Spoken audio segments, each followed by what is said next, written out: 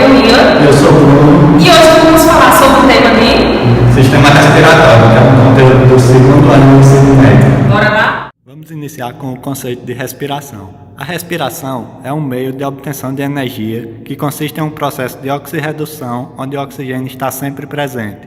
Por ser um processo de oxirredução, a respiração também é considerada um tipo de combustão. Organismos que obtêm energia a partir do O2 ou oxigênio são chamados de aeróbios. Já os que não utilizam o oxigênio na obtenção de energia são chamados de anaeróbios. Existem 4 tipos de respiração aeróbica: a traqueal, cutânea, branquial e pulmonar. Temos aqui uma imagem que exemplifica melhor cada tipo de respiração. A primeira, a respiração cutânea, ela acontece através da pele do organismo. A respiração da direita, a branquial, ocorre pelo auxílio de brânquias. A respiração traqueal ocorre por traqueias e a respiração pulmonar é realizada pelos pulmões. A função do sistema respiratório é obter O2 para o uso de células corporais e eliminar o CO2, que as células produzem. O sistema respiratório é dividido em 2 porções: a porção condutora, que compreende a cavidade nasal, faringe, laringe, traqueia, brônquios e bronquíolos, e tem a função de umedecer, filtrar e aquecer o ar. E a porção respiratória é constituída por bronquíolos respiratórios, ductos alveolares e alvéolos, e tem a função de realizar as trocas gasosas. Existem 2 processos que permitem o funcionamento do aparelho respiratório: o processo mecânico e o processo físico-químico. O processo mecânico é caracterizado pelo movimento das estruturas acompanhadas de variações de volume dos pulmões e de pressões dos gases. São exemplos desses processos a inspiração e a expiração. E o processo físico-químico é representado por uma série de fenômenos que envolvem estruturas moleculares e forças capazes de alterá-las, como a hematose e a respiração celular. Bom, vamos falar agora do processo mecânico e um exemplo disso é a inspiração. Mas o que é a inspiração? A inspiração é o conjunto de movimentos que permite a entrada de ar nos pulmões, ou seja, vai causar a absorção do O2, do oxigênio neles. Bom, como vocês podem ver nessa imagem, o que vai acontecer quando o oxigênio entra através das nossas fossas nasais ou da boca? O diafragma, como vocês podem ver na porção inferior, ele vai se contrair, os músculos intercostais externos também vão se contrair quando o ar entra e a cavidade torácica ela vai se expandir. Isso tudo ocorre quando o oxigênio entra nos nossos pulmões. Bom, dando continuidade, outro exemplo de processo mecânico é a expiração.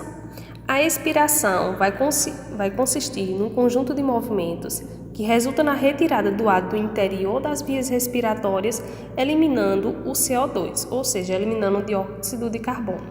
O que vai acontecer?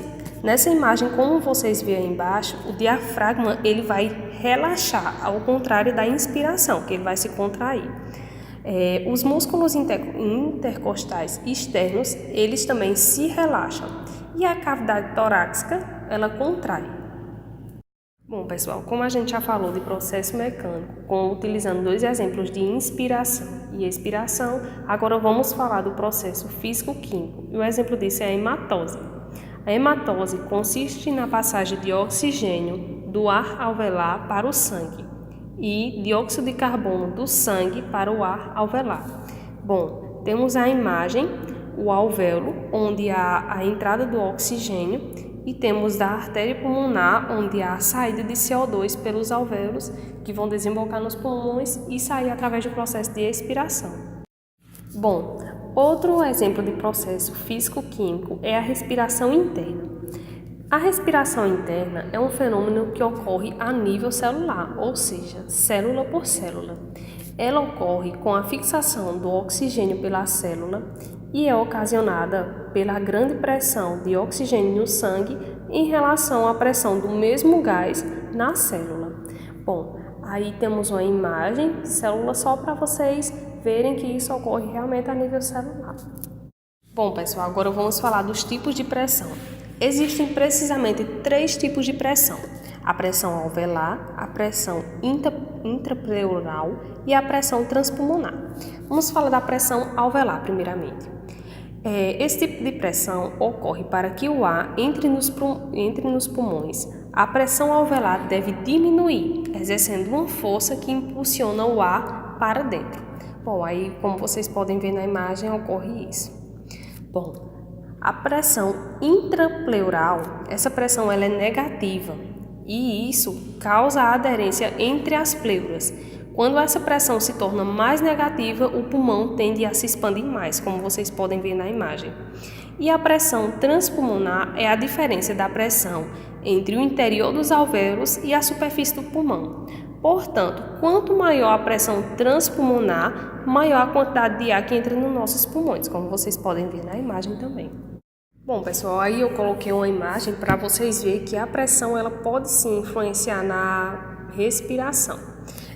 Por o ar ser mais rarefeito em grandes altitudes, a respiração se torna mais difícil, pois além do número de moléculas de oxigênio ser menor, a pressão do ar é menor também, fazendo com que seja necessário um esforço maior para respirar. Como vocês podem ver, quando ficamos perto da altitude do mar, é muito mais fácil de respirar, porque tem muitas moléculas de oxigênio disponível.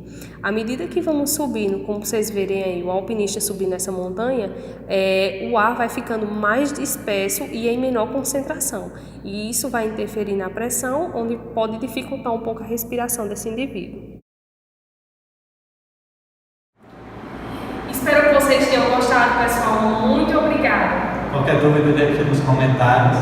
Deixa o like no canal e se inscreve, ó.